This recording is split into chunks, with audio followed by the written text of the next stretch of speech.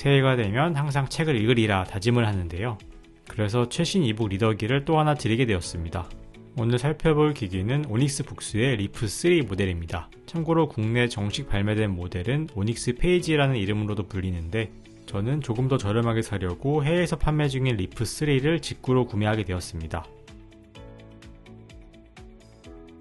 오닉스는 중국의 이북 전문 브랜드로 정말 다양한 이북 리더기 모델 라인업을 갖추고 있습니다. 좀처럼 발전하지 못하고 있는 이북 리더기 시장에서 나름 여러가지 새로운 도전을 시도하는 큰형님 같은 존재인데요. 스마트폰형 단말인 팔마와 컬러 이북 단말, 대형 필기 단말 라인업도 계속해서 출시하고 있어요. 이 중 리프 라인업은 7인치의 중형급 기기로 성능도 중상급에 속합니다. 키 2개의 물리 버튼을 본체에 탑재하고 있기 때문에 책을 넘길 때 물리 버튼을 선호하는 분이라면 결국 리프 시리즈를 찾게 됩니다. 리프2는 제가 2년 전에 리뷰했었는데 리프3도 외관 차이는 거의 없습니다. 굳이 한 가지 꼽아보자면 리프3는 후면 부분이 살짝 곡면 처리가 되어서 쪽을 누르면 다른 쪽이 올라옵니다. 아마 책상에 놓여져 있을 때 들기 쉬우라고 형태를 살짝 보완한 것 같네요. 스펙 차이는 뭐가 있나 살펴보았는데 전반적인 디스플레이 스펙과 기능은 동일했습니다.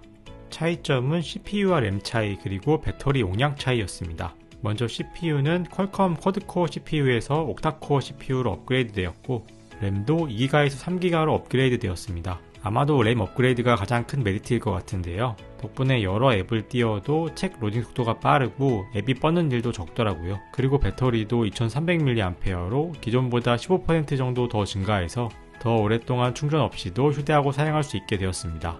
다만 무게도 약 200g 정도로 약 30g 정도의 무게가 더 늘어난 것으로 확인되네요. 이 무게 부분이 가장 아쉽게 느껴지는 부분이었습니다. 어쨌든 2세대에서 3세대로 넘어가면서 큰 폼팩터 변화는 없었지만 전반적인 성능 향상이 있었다고 보시면 될 것 같네요. 오닉스 리프3를 국내로 수입해 들여온 모델명이 오닉스 페이지라고 말씀드렸죠.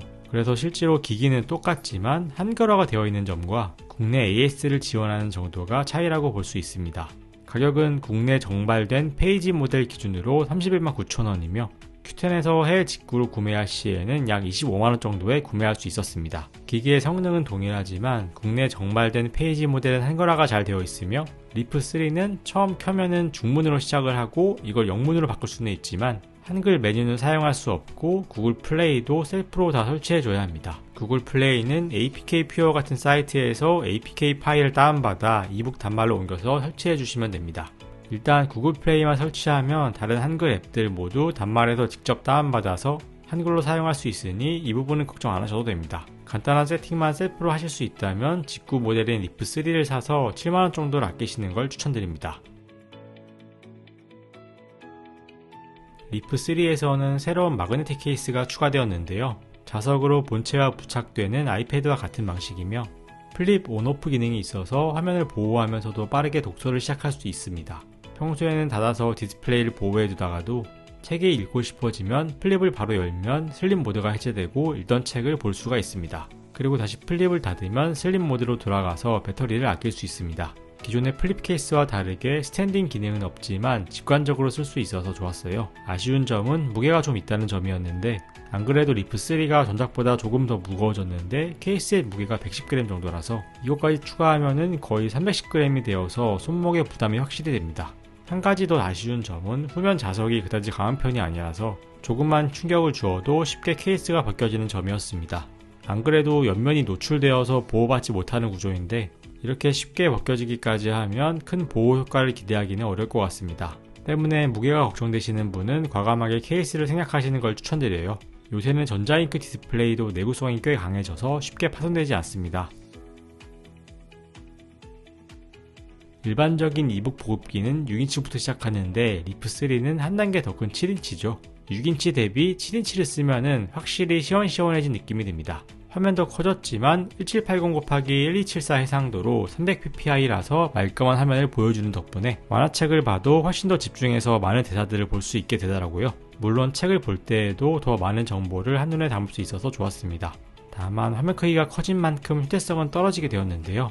6인치 사이즈는 직사각형 형태에서 보통 폭이 외투 주머니에 들어가는 정도인데 7인치인 리프는 1인치만 더 커졌지만 화면 옆에 베젤이 더 크고 물리 버튼이 위치해서 본체가 정사각형에 가까운 형태이다 보니까 어느 쪽으로도 주머니에 잘 안 들어갑니다. 쓰다 보니 이 우측 베젤이 조금 작았으면 어땠을까 하는 아쉬움이 계속 남습니다. 그래서 휴대성을 제일 우선시하는 분이라면 리프 3 모델 대신에 다른 6인치 모델을 추천드립니다.